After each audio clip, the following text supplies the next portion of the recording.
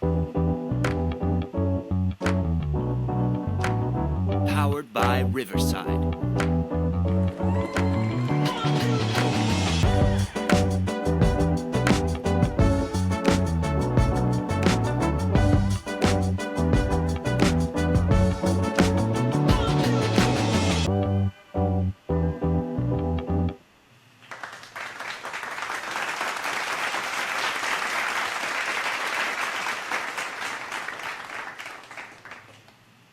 Welcome, everyone, to another episode of Who is Kyle Graham Podcast. I'm your host, Kyle Graham.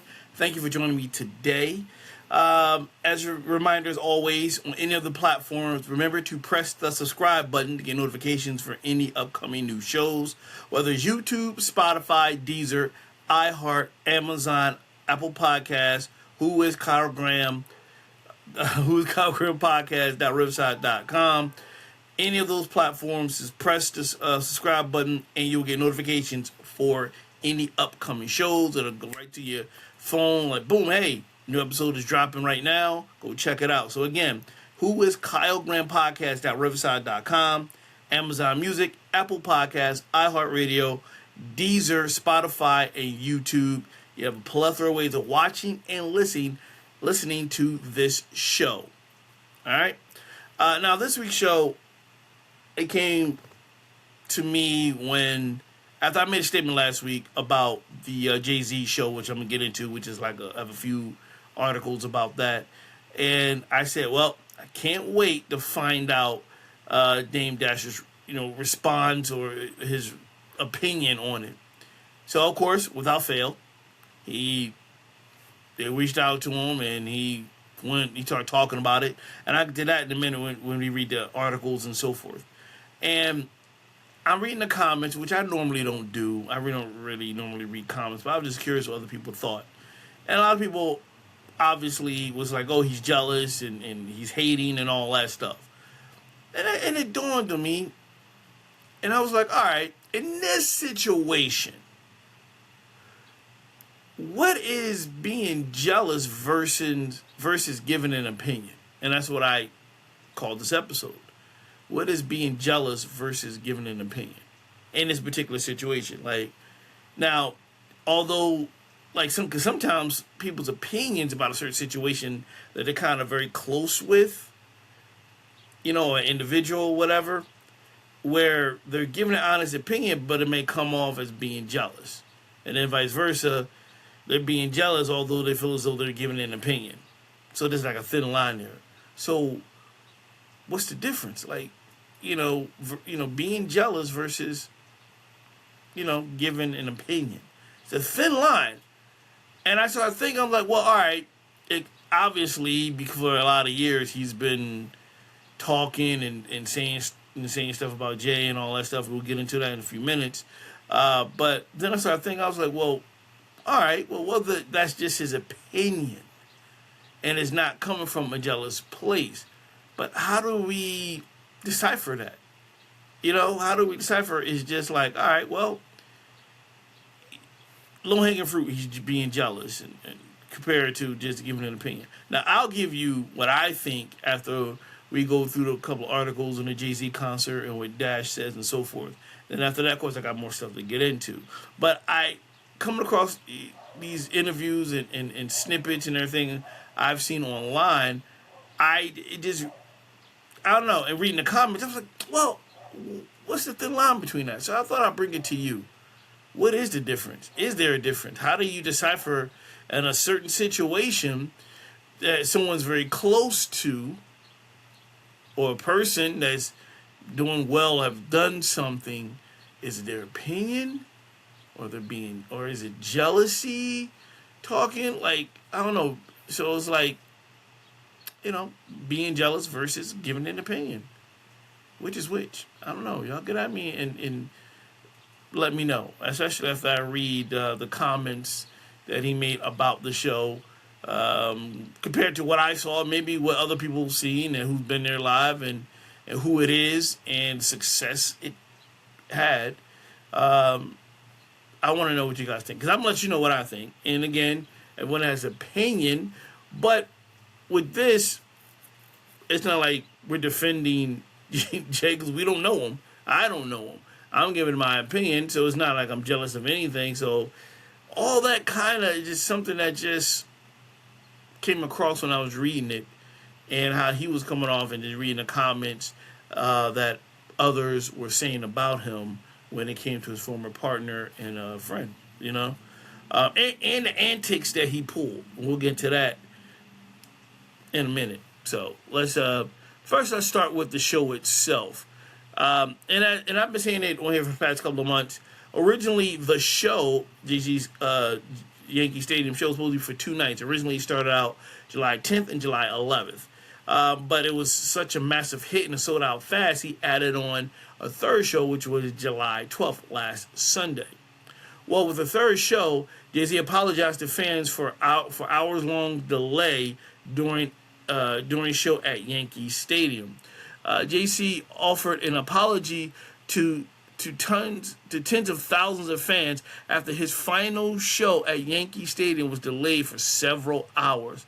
The prolific artist finally hit the stage at 12:20 a.m. on Monday morning, July 13th, after stadium police finally allowed thousands of fans stuck outside the venue inside following a reported security breach. After opening the show, the intro, The Dynasty, Hov explained that what led to the lengthy delay. Quote, it was like 10,000 people outside. They closed all the doors, he explained. Then somebody rushed the doors. They closed the door for your guys' safety and everybody's safety outside. There's 10,000 people outside. I didn't want to start music and people get trampled. Quote, really sorry for the inconvenience, but I had to make sure everybody was okay, he added. So I appreciate your patience. We're going to have a good time tonight. I got some shit for y'all, I promise you.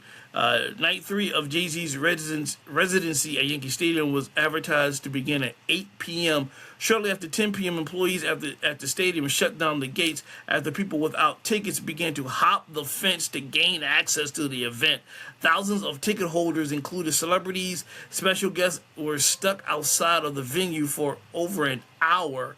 Meanwhile, fans inside were stuck waiting until past midnight for the show to begin. Once the show did start, Jay-Z delivered a performance that will be remembered for years to come. He stunned the crowd by bringing out heavy hitters like his wife Beyonce, Rihanna, Clips, Pharrell Williams, Usher, Jay-Z, Fat Joe, Jadakiss, The Dream, and Tiana Taylor, and everyone was pleased with how the show went about. Now, listen, I get it. Shit happens, and you have to think about people's security first. At the end of the day, you have to. So that's number one. At least he was thinking about it. Some people would have probably went on with the show and they're like, fuck it, let's go. But it's, people's lives are at stake and stuff like this, and no one wants to be trampled. No one wants to have an incident, like we have in the past where riots break out and family members and all. No one needs that. So the precautionary take it to like delay everything. That's the worst thing that happen. I'd rather have it delayed for a few hours and no one gets hurt than proceed with the show and people get hurt and more than that. So that was smart on his part and his team part and the stadium part for doing that. That was just something that was necessary. And I'm sure in that moment it was frustrating because it's a hot, muggy night in July, and some cats gotta get up and go to work in the morning.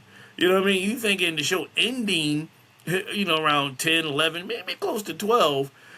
Started at like 1:45. You didn't get home to maybe 4 or 5 in the morning. Give or take traffic and the train and all that stuff. Sure, a lot of people called out, either went in late for work or called out for work.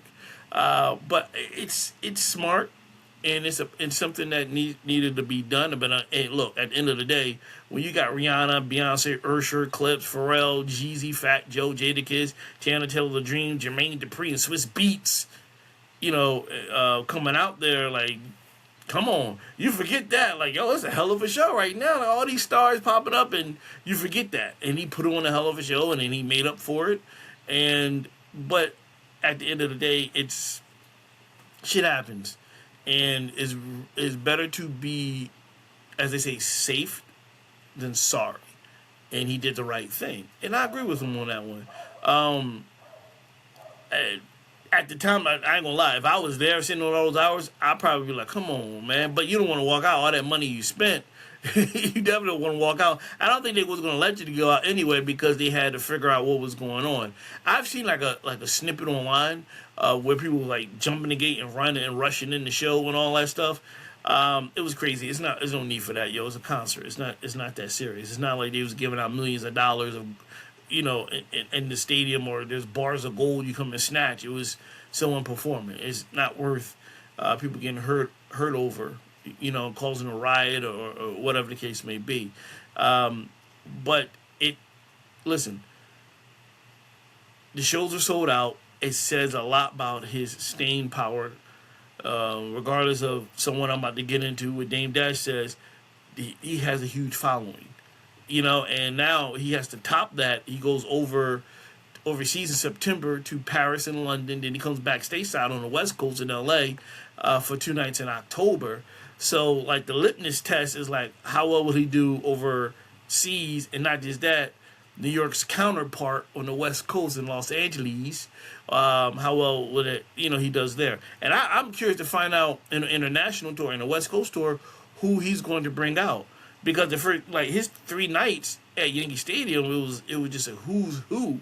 You know what I mean? Outside of his wife, you had Nas, you had Eminem, you had Jazzo, who started out his career. Like I said, Pharrell, you had Slick Rick.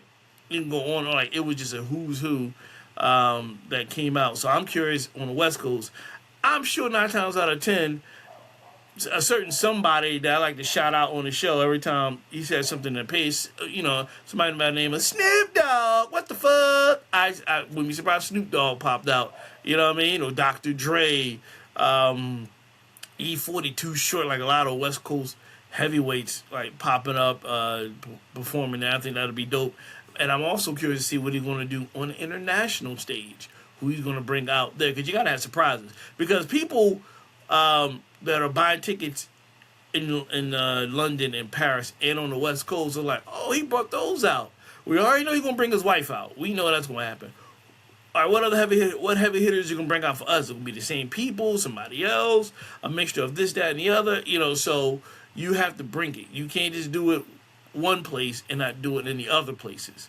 You know what I'm saying? So we'll find out come the fall, September, when he goes overseas, who he brings out, who a surprise guest, and especially in LA in October, who he brings out on the stage. And it appears overall the 3 shows at Yankee Stadium was a huge success financially and overall. However, there appears to be someone who kind of just like poo-pooed all on it and was calling out all the flaws towards it and kind of really pulled down his pants, pulled his thing out, peed on it, dropped some dark stuff on it, and just like, it was corny. And that, ladies and gentlemen, boys and girls, was his ex-partner and friend, Dame Dash. So Dame Dash rips Jay-Z Yankee Stadium shows. He felt like it was one big commercial. So Dame Dash isn't giving Jay-Z Yankee Stadium victory lap a standing ovation, saying the 3-night spectacle looked less like a celebration and more like a carefully crafted marketing ploy.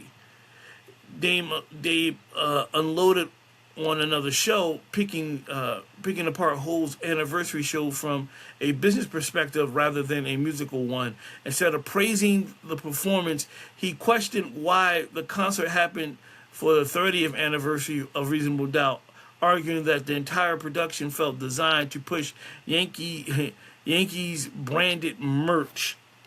According to Dame, all the Yankee logos, jerseys, and merch made the concert feel less like a celebration and more like a campaign, suggesting the music took a backseat to selling products.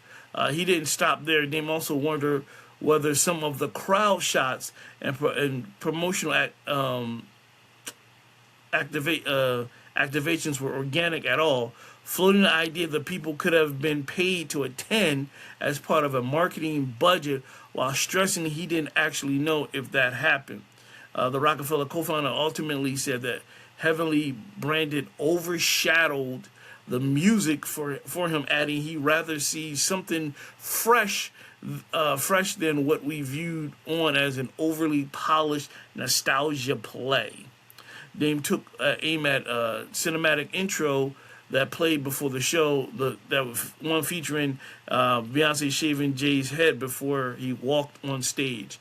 Dame wasn't buying the scene either, calling it forced, fake looking, while arguing it tried way too hard to spotlight Jay and Beyonce's relationship.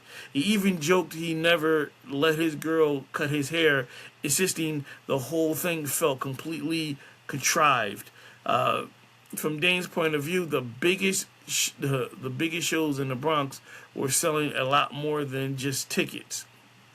Of course, Dame isn't exactly unbiased when it comes to Jay-Z. The former Rockefeller record founder had major falling out back in the day. Now, again, it goes to, and I got one more dash to get into, which is a little bit separate, but it has something to do with Jay-Z, obviously. And I've seen an interview where he went on a rant and said, "Oh, it's more corporate than musical." Well, all concerts are corporate. They are. You did sell merch, sell more music, and sell more tickets to other shows. You know, either on that tour or future tours, or buy other albums or future albums. All concerts are corporate. That's what it's for, to make money. Yes, to entertain, but overall to make money. So while you're there, you're going to advertise merch and all this other stuff. That's what you do.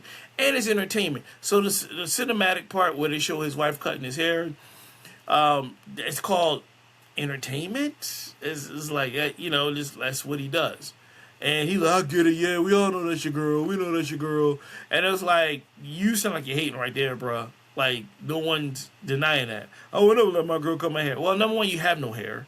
Number two, that's your opinion. If you don't want your girl cutting your hair, that's fine. That's you. He wanted his wife to do it. His wife just so happened to be one of the biggest stars ever on the planet. So that's marketing.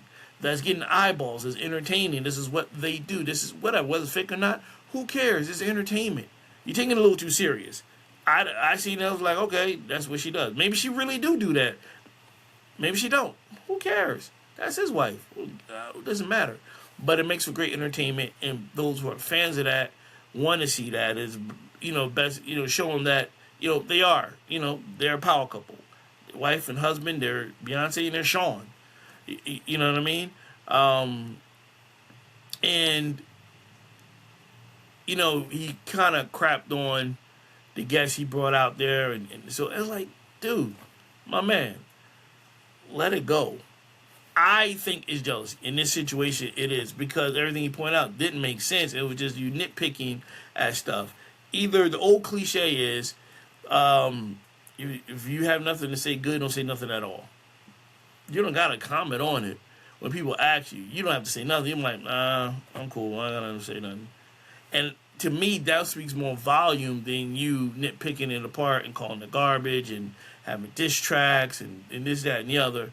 You're not saying nothing would speak volumes. You just like, because there was a time, believe it or not, years and years ago, he would rarely or barely would acknowledge that or speak about it and just whatever. But within the past year, few months, when Jay himself was getting out there a little bit more, he started to, you know, pull the curtain back and start telling little stories and taking digs at him, like, I don't think he's a great rapper, I think this person's better than him, and all that stuff. Now, I said on this show that you got to give Dame his balloons along with Biggs, Cream Biggs, because they help put Jay to that level with Rockefeller. You can't one without the other. You know what I mean? I made the comparison saying it took Jordan 7 years to win a championship, and when he got the right coach and he got the right people around him, you know, the first set of rings, which was 3, was Pippen and Grant. Second set, you take out Grant, but then drop him in, and you got everybody else behind them on the team. And that's what I looked at with these 3. They all had a hand in Jay's success where he's at today. Now, the falling out happened is, you know, there's Jay's side, his side, and everybody collectively somewhere in the middle is the truth. So I still think it's hating. I think it is. It's just like the show, man. Look, the show sold out. People were trying to get in. He didn't pay people to try to break in. Trust me, you don't have that much money, and I don't think they pay people to be there. The tickets sold out quickly. He had to add on a third show. Get your facts right. He only had 2 shows originally. The third show came up at the last minute. So I don't know where he come to pay for this. He has a following. He has a huge following. Just keep that in mind. I mean, not keep that in mind. Just know that for a fact. They was not struggling they were not struggling with ticket sales at all. So him just like hating and I think it's hating. I think it is jealousy. I think in this situation it is. Because it was like the stuff he was saying did not make any sense. It really didn't. He was talking about he didn't like the fact he brought Nas out. He'd rather see N-words fighting each other and this, that, and the other. I don't like that kumbaya stuff. Like, why would you want people to fight each other? Why do you want them to be at odds? They're like in their 50s now. What that shit happened years ago. They're both successful men. Billionaire and millionaire. They're successful. Like, why you want them beefing? But that's him nitpicking and picking stuff out.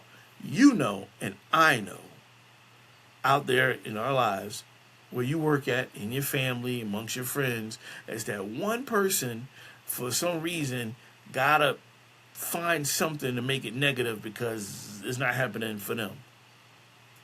And that's him. It's like that comment alone, that first comment alone with them, like, I'd rather see them beefing. It said that kumbaya was like, why you want them beefing? That was years ago. They were younger. They were, you know what I mean? They're late 20s, early 30s. They're 50s now. They're family men. It's over that. Get past that. You know what I mean? They make more money together than separately. You know, and they come in about the fact Joe and Jada coming out. Like, look, man, they were invited. And then maybe if y'all was on good terms, you probably would have came out. But y'all not on good terms. And what have you. But I think there is a jealousy factor there. Now, listen, you guys. If you disagree, I got the comments on all these platforms that I named that you listen or watch the show. Let me know. Get at me on social media what you think. Is he jealous, or is he just giving his opinion? Because to me, in this situation, I think he's being jealous. Now, I'm not done with him yet, because there was another article that was kind of interesting. And it says, a director says he passed on Rockefeller documentary after Dame Dash refused Jay-Z's side of the story. An award-winning director says Dame Dash has hundreds of hours Rockefeller footage, but refused to include Jay-Z's side of the story. A long-rumored Rockefeller documentary may already have the footage it needs if one major hurdle can be cleared. Director Adam Bahala Logue revealed on this past Friday, that the would-be doc, which he was set to direct, has access to what he described as hundreds of hours of incredible footage from Rockefeller's golden era. He says the project stalled, though, because he wanted both sides of the label's famous split represented. Famous split represented. The revelation surfaced after journalist Andre G. published a newsletter reflecting Dame Dash's recent media appearances and ongoing public criticism of Jay-Z. Logue shared G's piece on his own newsletter, adding a comment explaining that he once was involved in a Rockefeller documentary that has yet to be completed. Quote, true story. Dame asked me to direct the official Rockefeller documentary. He's sitting on hundreds of hours of incredible footage from the era, and I said, I only do it if I got Jay-Z's side of the story too. Dame refused. I declined. I'd still be open to it if he ever changes his mind, Logue wrote. The filmmaker's comments immediately reignited interest in what could be one of the hip-hop's most anticipated documentaries. Logue is an award-winning filmmaker whose credits span HBO, Netflix, Hulu, Apple TV+, Showtime. His resume includes acclaimed documentaries such as The Carter, The Lil Wayne documentary frequently cited among hip hop's best in HBO's Emmy-nominated telemarketers series. Rockefeller Records helped redefine rap during the 90s and early 2000s after being founded by Jay-Z, Dame Dash, and Cream Biggs Burke. The label launched landmark albums including Reasonable Doubt, Volume 2, Hard Knock Life, The Blueprint, while also serving as the home artists such as Beanie Siegels, Memphis Bleak, Cameron, State Property, Kanye West during different stages of its run. The eventual fallout between Jay-Z and Dash became one of hip-hop's most discussed business breakups, with the two former partners spending years publicly disagreeing over the label's legacy. The timing of Logue's revelation comes just days after Jay-Z's 3-night Yankee Stadium residency celebrating the anniversary of Reasonable Doubt and The Blueprint. The shows brought together a star-studded lineup of guests including, like I said, Nas, Beyonce, Eminem, Pharrell Williams, Slick Rick, while also reigniting conversations about Rockefeller's lasting influence on hip-hop. Now, if that's the case, and he doesn't want his side of it, what would you call that? I'm waiting. I'm sure you guys are answering back to me. What would you call that? What would you call that? Is he jealous? Is he don't want to hear it? Is he right or wrong? But I think it's true what the director Logue was saying. Like, it was good to get both sides of it. You know what I mean? Because there's always, and granted, there's his side, their side, somewhere in the middle of the truth. But you still want to. You don't want it lopsided. You don't want to have just Dame saying something. You want to show Jay part. Then in between, you have the fillers of people who may agree or disagree. And I think that's a good idea. And maybe we might get Jay's has a documentary come out in the fall, HBO, an 8-part documentary. Which I know Dash is going to, oh my gosh, Dame Dash is going to trash that damn documentary. I already know he is. You know, he's going to trash it. And Jay may bring up the whole Rockefeller thing. Or not the whole Rockefeller thing. Like, he'll bring up Rockefeller because you can't ignore it. But more so the fallout, what happened. He may gloss over it. He may go into details. Or whatever. But it's his opinion, his point of view. I would love to see the actual documentary about Rockefeller and then get not just their side of it, but Cream Biggs Burke also, the silent member. He's always up in the cut. You don't hear nothing from him. He's not that vocal. He's the quiet one of the three who had his hand in it, and he's not that vocal. It's far few in between that Cream Biggs Burke speaks about it. Far few in between. You might see some here and there. He'll speak about it, but even then he keeps his opinion to himself. And I think he still speaks to both or one of them. I think he still speaks to both. I think only speaks to Jay. I don't know. He might not speak to neither one of them at all, but he's more catch him in the corner, not speaking type cat. You know what I mean? He's always been the quiet one and never been vocal publicly. The main person that's been vocal about it has been Dame, and then Jay will say something from through his music, through the freestyle or what have you. But I think it'll be kind of a cool documentary, and it is only fair to have either side, both sides. Like Dame says something, Jay says something, and let the public decide or what have you. And even if Kareem decides to do it, that'll be dope. All three sides. But if not Kareem, then at least the main two, Dame and Jay. But I already know, like, the hate will continue, the jealousy will continue. I call it, that's my opinion. I think in this situation is jealousy. In this situation, he's hating. It's going to continue going into the fall when he goes overseas. And then when he goes back to the West Coast. And then around that time in the fall, when the 8-part documentary on HBO drops, that's definitely he's going to say something. And, then some people are rethinking, like, well, maybe that's his opinion. I see it differently, again, because this is my opinion, because he's so close to the situation and close to that person. And it's like everything. And here's the thing. If he mixed it up and from time to time, he gave Jay his balloons, and it was like, you know what? That is dope. Like, he did a dope thing. That was dope. I like what he, that was dope. And he mixed it up. Then it was like, all right, this is an opinion thing. But when the majority of everything you're saying, everything he does is just all negative and you just shitting on him, to me, I think that is, you're jealous. Again, this is my opinion. But it's because everything he says is negative. And it's not like he mixes it up and from time to time. But like, you know what? Yeah, I like the first night. If he went like, yeah, the first night, second night was pretty cool. Third night, could have been better because of the delay. Blah blah blah blah. I'm like, all right, he's giving his opinion, or night 2's better than night 1. I like night 2 better because of this person, that person. But he trashed the whole residency at Yankee Stadium, and then he trashed, oh, that's corny, there's wife out there. I'm like, yeah, like, dude, this. It's like, it's entertainment. It is all tours. All tours, like I said, or businesses. They're corporation. It's not always about the music. You know what I mean? Of course you're going to promote stuff. That's why you got people there. You promote to make more money. It's a business.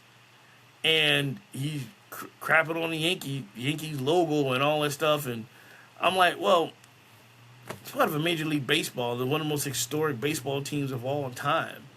And a lot of people do wear it who are not Yankee fans because Jay was rocking it in videos and all that stuff and so forth. And they're actually like, oh, everybody who performed wore Yankee stuff. No, Nas wore Mets because he's from Queens and the Mets play in Queens. Like, get your facts straight, dude. Like, come on. Again, me, in my opinion, think he's hating. So, I want to know what you guys think.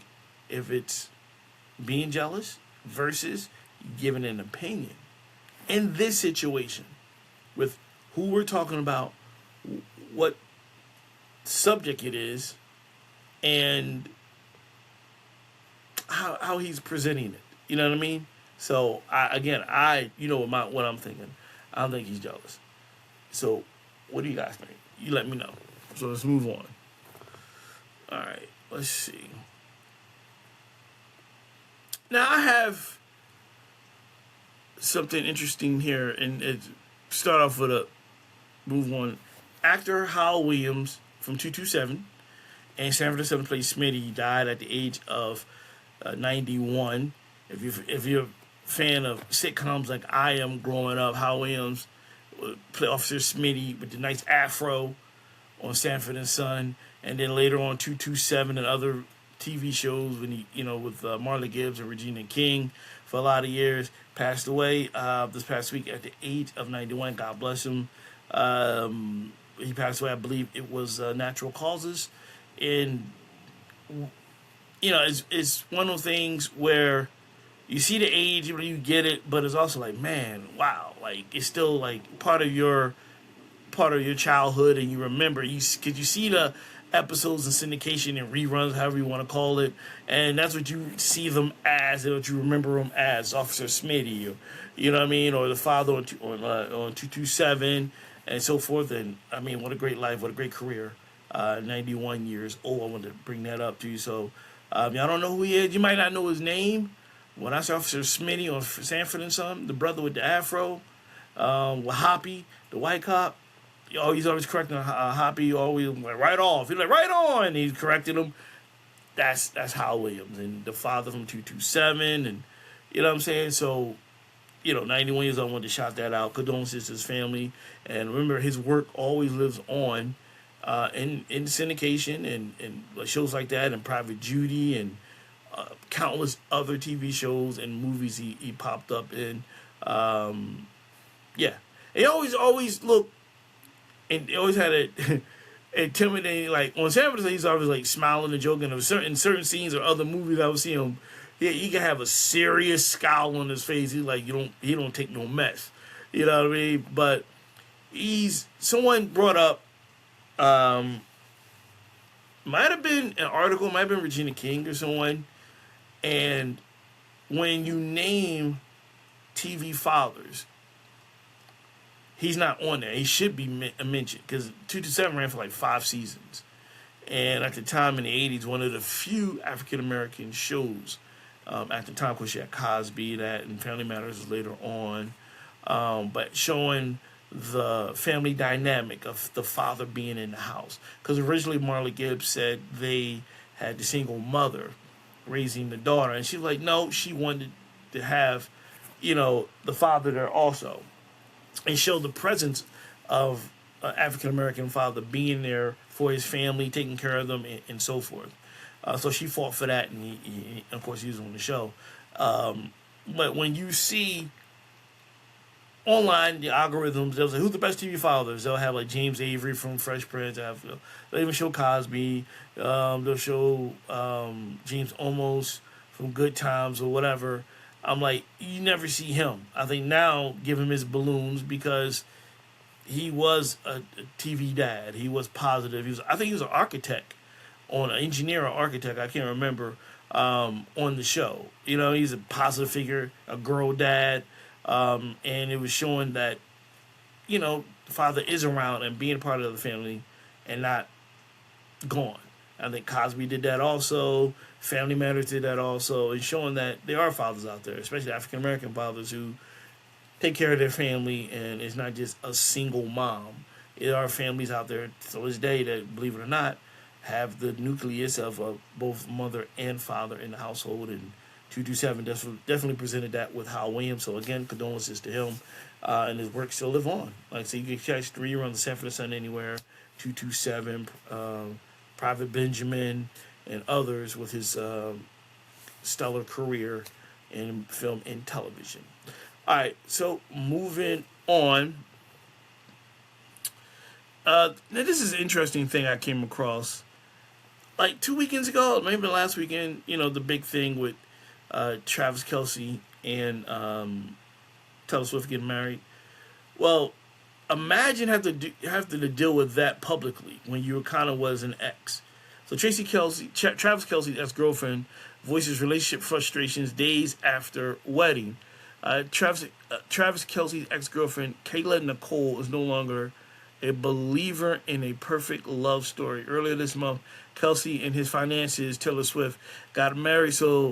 Got married in what would be called a perfect love story. The 36-year-old Chiefs tight end and the 35-year-old Eras Tour star welcomed roughly 1,000 guests to Madison Square Garden to tie the knot after a 2+ year relationship.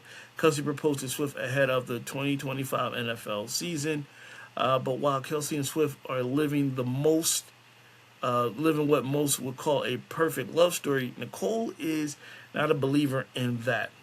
But while Kelce and Swift are living it up in a modern romance, his ex-girlfriend Kayla Nicole is frustrated with relationships. 34-year-old influencer and media personality has made it clear that she is no longer a believer in a true love story. Nicole, about a week after Kelce and Swift got married, made it clear that she's no longer believer in real, perfect, true love. Quote, I don't know if I believe in a perfect love story. Nicole's 34. Recently posted on July 13th. I'm grown now. You know what I mean? She added, love is hard. Love is a choice every day, choosing the same person. While Kelce and Nicole dated off and on for 5 years, she's hoping for something else in a future relationship. I would love to just date someone that I do think let me start it over. I would love to just date someone that I do think that I'm attracted to men in a position of power. I do think that those types of men are attracted to me, she previously said. So I would love to date an executive of a record label or a movie producer. I'm going to stop right there. Okay, first, number one, here's the thing. I get that you're aiming for the stars and shit, but sometimes maybe you need to kind of lower your stances a little bit. You know what I mean? You ain't got, you still have somebody of power and prominence if they're not an executive producer, a movie executive record owner of a company or owner of a record label or a movie producer. Someone can still own their business. Hey, he might not be that big, but he might own 5 laundromats, 7 barbershops, a couple of dry cleaners. You know what I mean? You dig what I'm saying? So maybe you kind of just, you're kind of reaching a little high, and it's okay. It's okay. But sometimes, at the end of the day, like, that right person could be right under your nose, and it might not be at the job status that you want. And then you're like, oh, it's so hard to find someone. And the guy's like, I'm successful. I got, I own my own business and whatever. I might not be, a record label owner or a high-class movie producer, but I have successful businesses in my own city. I got it, whatever. Everything's legit. I own a couple of local businesses. I got money and successful. So I'm thinking, like, maybe bring that down. I get it, dream high. I get that. But sometimes you got to have a little flexibility up to that joint.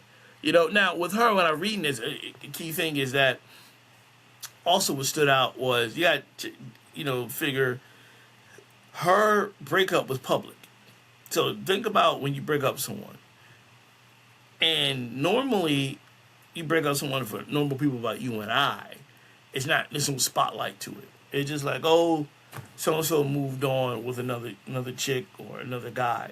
In this case, your ex, which is like in the spotlight, married one of the biggest stars on the planet and had thousands of people fill an arena just to see someone say, I do. And everyone knows that you used to be with that person. He's happy, he's smiling, and you're still trying to find your movie producer and your record label owner. And that gotta be, you gotta feel some type of way, because I know I would. Because it's in the spotlight. Because everywhere you turn, you see him, you see her. And like, he left you for her. That's how the story went. So before Taylor, it was her. So imagine you see this everywhere. Because you couldn't avoid it. You turn ESPN. I turn ESPN for sports. I don't want to hear about somebody getting married and the wedding selling out at MSG. Which, by the way, having a wedding at an arena is grandstanding. That's grandstanding. Shutting down streets and all this and having people talking in their sleeves and security coming, like, that's grandstanding. You could simply have this shit in the backyard somewhere, somebody's crib, a church even, quietly, peacefully, not a goddamn arena. You know what I mean? To me, again, that's grandstanding. You're showing your ass. You're showing off. You're rubbing in people's faces like, look what I can do. Like, no, that's not real to me. That's just, you're grandstanding. That's all you're doing. Like, you blocking streets off and filling out thousands of people. Did you really have to invite thousands of people? Did you really have to invite thousands of people? No, you didn't. Have 50 to 100. Boom. Then you want to throw, you know what I mean? If you want to throw a party for thousands of people, then you do that. But to block off streets and rent out an arena just for you to say, I do, and you kiss and everybody applaud you and trumpets and explosives happen and doves come out people's asses, and that's corny. That's grandstanding. That's not even necessary at all. Listen, a lot of these people, a lot of these celebrities, at the end of the day, they gotta lower their standards in a lot of ways. Like, you can have a simple wedding. I know you got the money to do it. You could have, got married on top of the Empire State Building with whatever. But lower it. Then you got this one here. His ex is like, I think I'd rather marry you. Look after someone who's a record label or a movie producer. Like, really? So this is a regular cat who owns a local business in California. It's not good enough for you. You got to be like a high stature someone. Is that because you want to be in the spotlight so you can compete with Taylor and Travis? I think that's what it is, though. Because you're like, well, he's with the biggest person in the world. I want someone who's, like, extremely famous and be everywhere on social media and so forth. Your best revenge at the end of the day is being happy and being successful. And number two, he ain't thinking about you. He got one of the richest chicks in the world. He chilling. That's it. He got what he want. That's that. You know what I mean? I don't get it. I don't understand. Anyway, I don't understand that. But 1,000 people, come on. Like, it's just wrong. And again, being spurned by your ex who's getting married in front of the whole world, while you sitting there like trying to figure out, your love life. Yeah, I'm sure it's hurtful. Every heartbreak is difficult. But to have it on a level where she has it, where, the whole world is watching, they know who you are, and they know who your ex is and who you ended up with. Yeah, that itself can be definitely can can be a nuisance.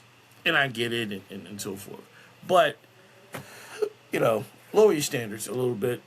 That next person who might not be a record producer or a record owner or movie producer, who might still be, a doctor, lawyer, owns his own law firm, doctor has his own practice, might not be famous, but yet he treats you good. He's not going to leave you for a pop singer. Well, maybe not. I don't know. I just found it kind of interesting. I figured I'd just share that with you guys. You know what I mean? All right, let's see. What else? I have a glare coming in. I didn't realize the sun just popped up on me, so I hope y'all can still see me. If not, as long as you can hear me, that's all that matters. All right, let me see here. Now, speaking of singers, this was interesting also, and it's kind of, these two articles I have go hand in hand, and it's about the singing the national anthem with two great singers. Patti LaBelle, MLB, Major League Baseball All-Star Game here in Philadelphia, gets mixed reactions. So Patti LaBelle had the honor of singing the national anthem in her hometown here in Philadelphia before the MLB All-Star Game. But by the time she hit the final note, social media was already debating her performance. The 82-year-old godmother of soul belted out the Star-Spangled Banner Tuesday night in Philadelphia Citizens Bank before the Midsummer Classic. Patti put her own spin on the anthem, stretching out a few notes and appearing to stumble over a couple of lyrics before powering through to a standing ovation inside the ballpark. Some viewers weren't feeling the performance at all, calling it terrible, one of the rougher anthem renditions they've heard. Others argue the song should be left alone rather than personalized with extra vocal runs.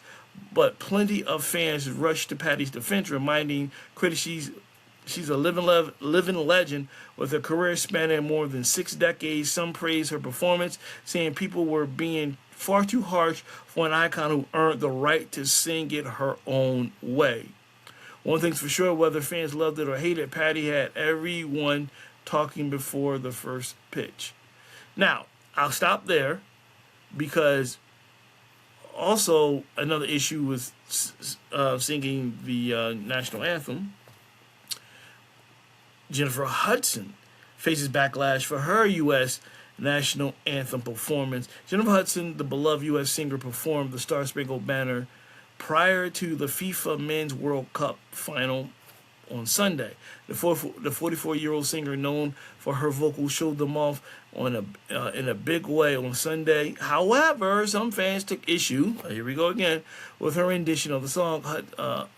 Hudson went a different route, not going the traditional tempo, and some fans found it awkward and odd. While fans clapped at MetLife Stadium following the performance, many took to social media complaining about her version. Quote, "Is Jennifer Hudson trying to make this the slowest rendition of the American national anthem ever?" One fan wrote. Some fans did not appreciate Hudson's version of the song, even though she sounded great vocally. Quote, "It was not good at all," one fan wrote. "Butchered it," one fan added. "Jennifer Hudson absolutely butchered the national anthem," one fan added. "Jennifer Hudson with possibly cringe rendition of the anthem ever." Other, meanwhile, simply took issue with the U.S. national anthem being played at all, given that it's a game between Argentina and Spain.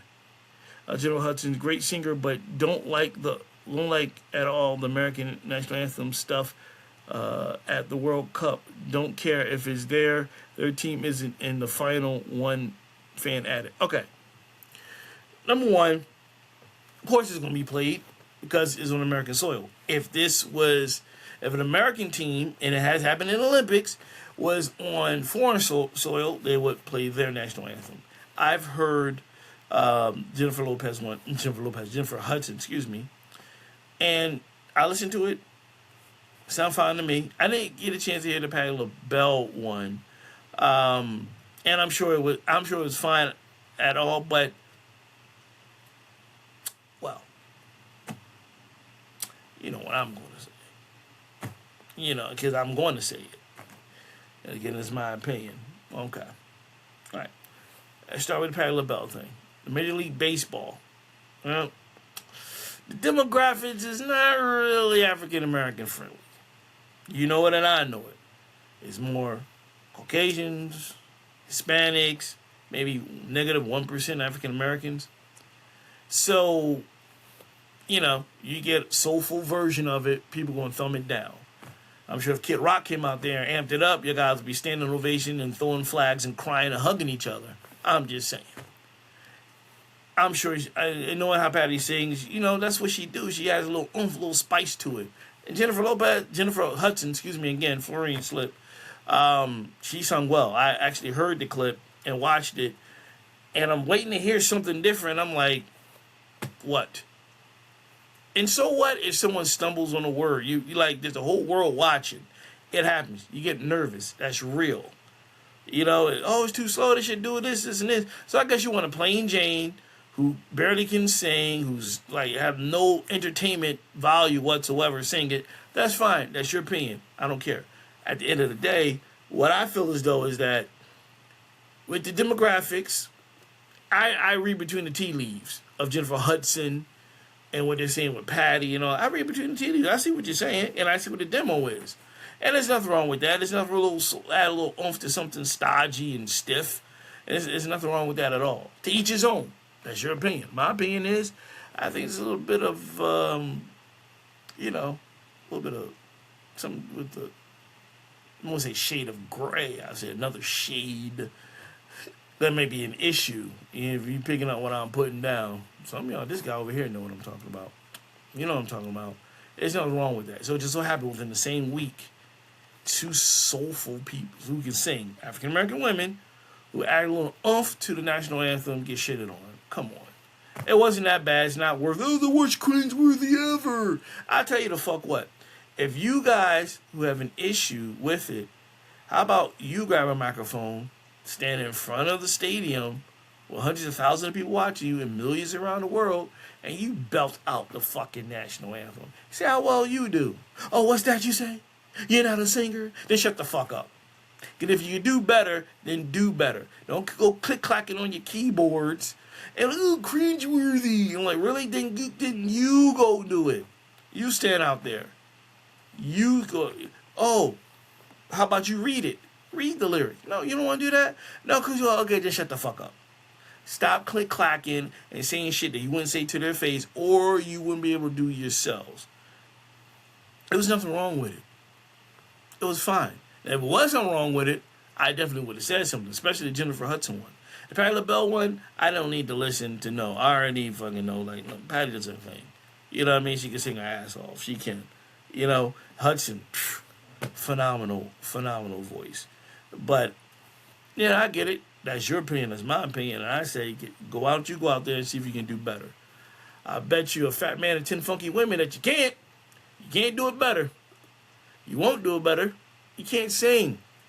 Why you click-clacking and putting your opinions in, think about if you can do it yourself. And I'd like to see if you can. Yeah. Now, here's your question. Is that jealousy or they're just being opinionated? Huh? Are they being jealous versus them giving their opinion? It's a thin line.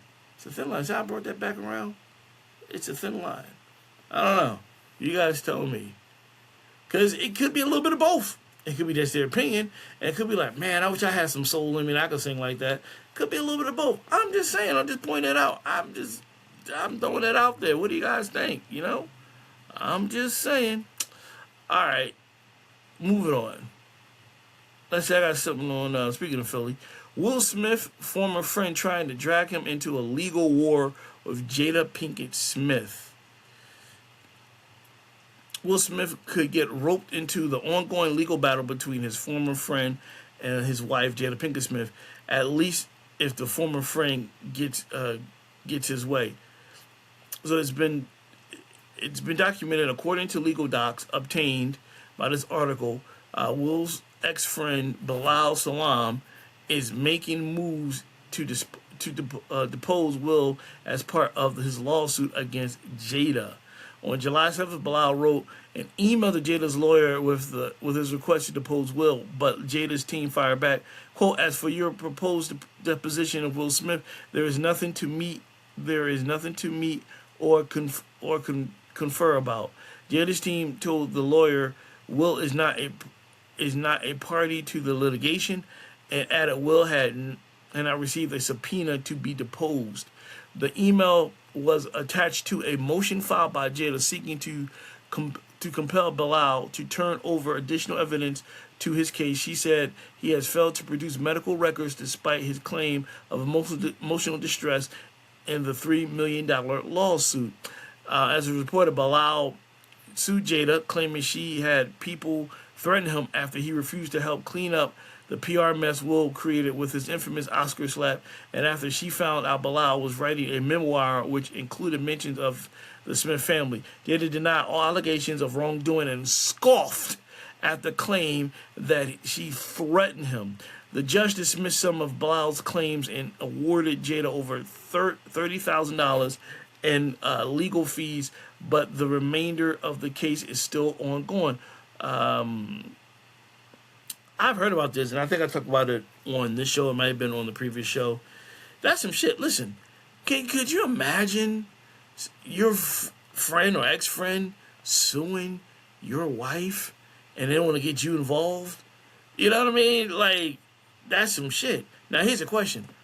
Is it your best friend or he's just a friend? You know what I mean? Either way, you better go with your wife. I ain't stupid. Look, I'm not married. You know what I mean? So I already know the answer to that. You better side with your wife. You know, happy wife, happy life. Fuck that, homie. If it's your best friend or whatever, you better go with your wife, man. You better side with her, because at the end of the day, he ain't have your best interest. Because if he had your best interest, he wouldn't drag you into this. If it's between them, it's between them. You just stay neutral. You stay Switzerland, neutral. Don't get involved in that. You know what I mean? Because it's an easy decision. You side with your wife. Don't get involved in that shit if they pull you into it. Looks like they can't. But if they force him, you don't have to get involved in it. He could just like, I'm going with Jada. Jada said, I don't know. Don't even act like you don't even know him. Just like block him. You know what I mean? Just block him. It's going to cause more problems. Because a real friend will not get you involved in this, to have you make you choose between him and your wife, or put you in the polls against your own wife that you got to go home to. Because when the shit ends and he wins, he walk off for $3 million plus. You go home to an angry wife who really want all your money next. It's just a hot mess. So if I'm Will Smith, my advice to you, I know he's listening, well, stay out of it, keep it moving. That's it. You know what I mean? And then to his boy, dude, come on. Like, really? That's supposed to be your friend. And I know you're going up against something against his wife, but let it go. Like, don't get him involved. Let the lawyers handle it. Keep him out. But I see his strategy. I acknowledge his strategy. I respect his strategy. But at the end of the day, his strategy is not going to work. Because one, the lawyers are going to be like, he has nothing to do with it. And two, Will's going to be like, you're on your own, homie. I'm not going against her. That's that. That's just what it is. What it is. You have to fight that battle on your own with her, and vice versa. Now, the question is, well, Kyle, what if Jada asked him? I'll say the same thing. Like, honey, I love you. You can fight your own battle. I'm like, that's between y'all. I'm like, I'm out of it. I got your side as always, but I don't think I should get involved. You got this. Then you empower her. You let her know. Like, you got this. You don't need no man. You're a strong woman. You know what I mean? Woman empowerment. That's how you get out that shit. You know what I mean? You know, stay out of it. Back in your mind, you're probably thinking, hey, you got yourself into it. Anyway, just side with your wife overall, Will. Don't get involved in that. Just side with your wife and block homie, because he doesn't have your best interest. All right, let me see. I might have one more. I do. His rapper Desiigner arrested for domestic violence and property damage. Desiigner is back behind bars in South Carolina. The rapper has been arrested again on a domestic violence charge. According to the jail records, the Panda rapper was booked Tuesday afternoon and remains in custody. He's facing 1 count of second-degree domestic violence, along with 3 counts of malicious injury to animals or personal property involving alleged damage valued between $2,000 and $10,000. Records show no bond has been set for the domestic violence charge or two of the property damage counts. A $1,500 bond has been set on the remaining property damage charge. It's currently unclear what allegedly happened or what led to the charges. The rest comes months after this article broke the story. He was arrested on a 3rd-degree domestic violence charge stemming from an alleged incident involving the mother of his child. According to a police report that was obtained, she accused him of grabbing her, tearing her sweatpants, and throwing her to the ground during an argument. Desiigner was later released on a $1,500 bond. The rapper has also been had previous legal troubles. In 2023, he was charged with indecent exposure after an incident aboard an international flight returning to the United States. This article reached out to Desiigner camp, and no word came back or no comments was given. That's some shit, man. That's crazy. That is crazy. Look, I always say, man, if you did this crime, then, you know what I mean, you deserve everything that comes to you. If you didn't, then everyone owes you an apology. It's interesting. At one time, Desiigner was like one of the top hip-hop artists out there just a couple of years ago with Panda. Like, he was just, like, everywhere. He was, like, one of those top mumble rappers, because you had Panda, but you didn't hear what he was saying, but everyone loved, like, loved this artist. He was just, like, his song was everywhere. You didn't understand a word what he was saying. It was just that mumble rap shit. You know what I mean? But you down south, you did all this alleged crimes, and they're going to make an example out of you, homie. They're going to definitely make an example out of you.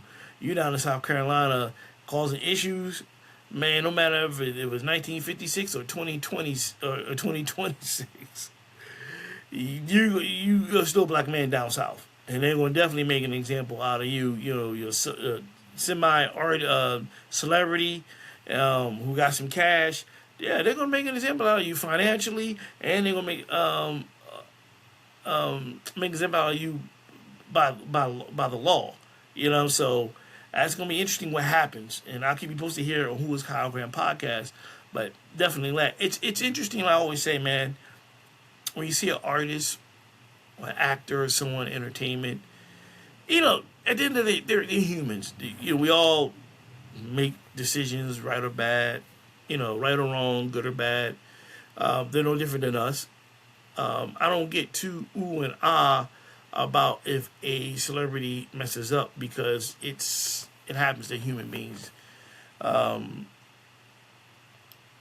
What's I always think about is the severity of the crime and where they do the crime at, and especially if you are a person of color.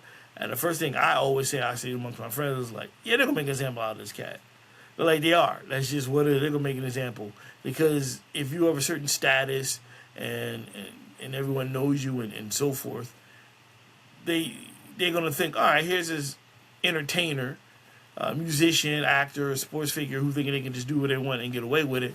We're gonna show them and others they're not getting away with it. So they usually make examples out of it, maybe making a more harsher penalty than what it's deserved. I mean, he just got in trouble recently again, so they're gonna all ball that up and bring it up from 3 years ago up into recently, and I think they're gonna make an example out of him. But nevertheless, I'll keep you posted if anything comes my way on Desiigner and his arrest and court procedures and so forth.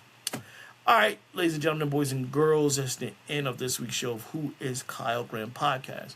And remember, as a reminder, press the subscribe button, get in the algorithms, let everybody know about the show, and check me out, either listening or watching on YouTube, Spotify, iHeart, Deezer, Apple, Amazon, Who is Kyle Graham Podcast.riverside.com. And just enjoy yourself. More shows are coming in the future. Everyone have a great week. And as I always say, believe in whatever higher power you believe in. Stay positive. Stay focused. Do what you got to do. And try to keep positive people around you. And just take it day by day. I know it's easier said than hard to do. I know everybody's going through something. And what I always try to do and make sure to do on this show is entertain you, get your mind off your problem for an hour and some change. And, focus on what I'm saying. Get mad at me. Laugh with me. Like I said, that's what the comments on. You agree with me? Fine. If you don't, that's all. That's cool also. But you can find me on social media, Who is Kyle Graham, on Instagram, Kyle Graham at Facebook. Email me at whoiskylegraham@gmail.com. Let me know what you think. Let everybody know about Who is Kyle Graham. I keep saying it over and over again so you remember who is Kyle Graham. That is me. I'm out of here. Lord willing, I'll see you next week right here on another episode of Who is Kyle Graham. I'm out. Deuces.